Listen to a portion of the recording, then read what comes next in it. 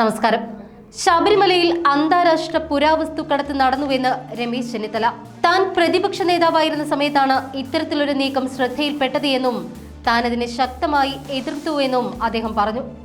ക്ഷേത്രങ്ങളിലെ പഴയ സാധനങ്ങൾ ലേലം ചെയ്യണമെന്ന ഉത്തരവ് എൻ വാസു മുൻപ് ഇറക്കിയിരുന്നു.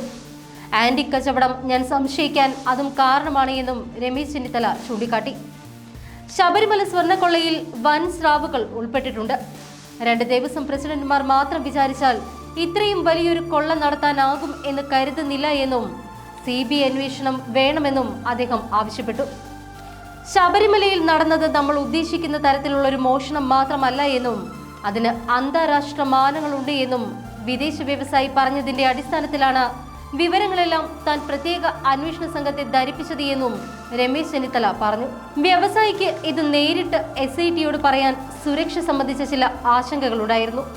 ഏതൊരു പൗരന്റെയും ധർമ്മം എന്ന നിലയിലാണ് താൻ ഈ വിവരം അറിഞ്ഞയുടൻ തന്നെ അത് SITയോട് പറഞ്ഞത്. അന്താരാഷ്ട്ര പുരാവസ്തു കടത്ത് താൻ സംശയിക്കാൻ വേറെയും ചില കാരണങ്ങളുണ്ട് എന്ന് രമേശ് ചെന്നിത്തല പറയുന്നു.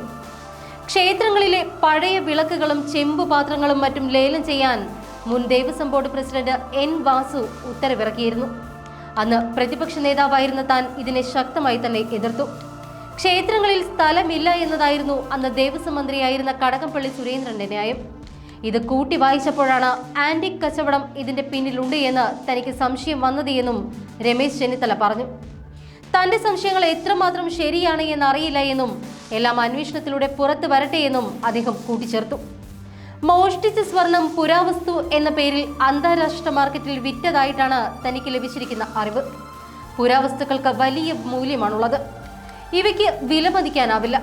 ഇത്തരം മാഫിയകളാണ് ഇതിന് പിന്നിൽ പ്രവർത്തിച്ചത്. ഇക്കാര്യങ്ങളെല്ലാം തന്നെ SIT അന്വേഷിക്കണം. തനിക്ക് ശബരിമലയുമായി ബന്ധപ്പെട്ട വിവരങ്ങൾ ഒരു വ്യവസായിയിൽ നിന്നുമാണ് ലഭിച്ചത്.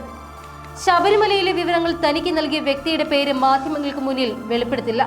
SIT വിവരങ്ങൾ നൽകാൻ തന്നോട് വിവരങ്ങൾ വെളിപ്പെടുത്തിയ വ്യക്തി തയ്യാറാണ് എന്നും രമേശ് ചെന്നിത്തല പറഞ്ഞു. സ്വർണ്ണക്കൊള്ളയിൽ പ്രതികളെ സംരക്ഷിക്കുന്ന നിലപാടാണ് സർക്കാരിന്റേത്. CPMലെ നേതാക്കൾ അറസ്റ്റിലായിട്ടും മുഖ്യമന്ത്രി മൗനം പാലിക്കുകയാണ്. ഇവർക്കെതിരെ അച്ചടക്ക നടപടി സ്വീകരിക്കാനും CPM തയ്യാറായിട്ടില്ല. അതിനാൽ തന്നെ പാർട്ടി അറിഞ്ഞു നടത്തിയ കൊള്ളയാണോ ഇതെന്ന് സംശയിക്കണം. കേസിൽ അറസ്റ്റിലായ പത്മകുമാർ പലതും തുറന്നു പറഞ്ഞേക്കുമോ എന്ന ഭയം മൂലമാണ് പാർട്ടി അയാൾക്കെതിരെ നടപടി സ്വീകരിക്കാത്തത്.